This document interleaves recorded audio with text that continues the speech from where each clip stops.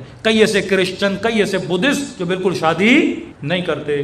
یہ بھی خلاف عقل ہے، یہ بھی خلاف دین ہے. رسول خدا کے پاس، یا رسول اللہ آپ کے 8-9 صحابی ہیں جو ڈیلی مسجد میں آتے تھے، انہوں نے اعلان کیا ہے کہ آج کے بعد ہم شادی نہیں کریں گے، ہم بازار میں نہیں آئیں گے، بازاریں ہمیں اللہ سے دور کرتی ہیں، شادیاں ہمیں بچوں میں مگن کر دیتی ہیں، اللہ سے دور کر دیتی ہیں، ہم کاروبار نہیں کریں گے، یہ پیسہ ہمیں اللہ سے دور کر دیتا ہے. انہوں نے اپنے گھروں کے دروازے بند کر دیے ہیں اور رسول خدا مصلی بجھا کے 24 گھنٹہ اللہ.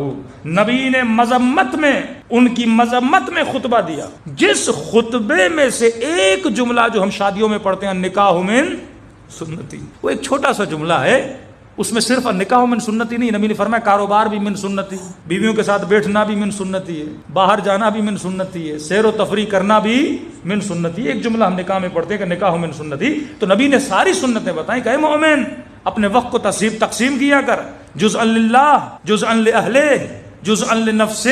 ایک حصہ اپنے اہل و عیال کے لیے رکھا کر، ایک حصہ اللہ کے لیے رکھا کر، ایک حصہ اپنی ذات کی سیر و تفریح کے لیے رکھا کر، تاکہ تمہارے وجود میں کیا پیدا ہو جائے؟ میان روی ہو جائے. آج کل معاشرے میں ڈپریشن، انزائٹی، پریشانی کا اسباب کیا ہے؟ ایک بندہ 24 گھنٹہ مصلی پر ہے پھر بھی ڈپریشن کا شکار ہے. کیوں؟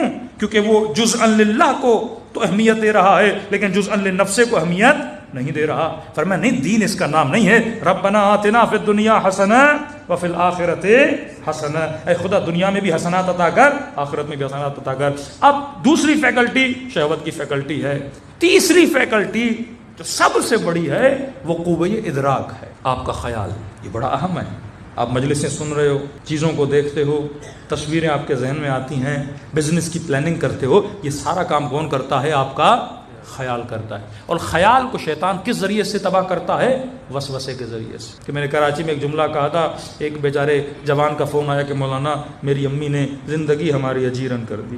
کہتے بڑی متقی پرہیزگار ہے لیکن مولانا وسوسہ اس کے اندر بہت ہے.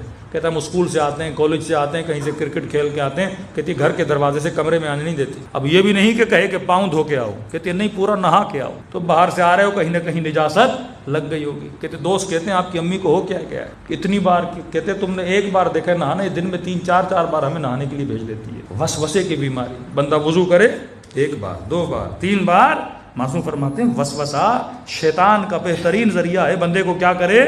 گمراہ کرے. کئی لوگوں کو نماز میں وسوسہ ہوتا ہے.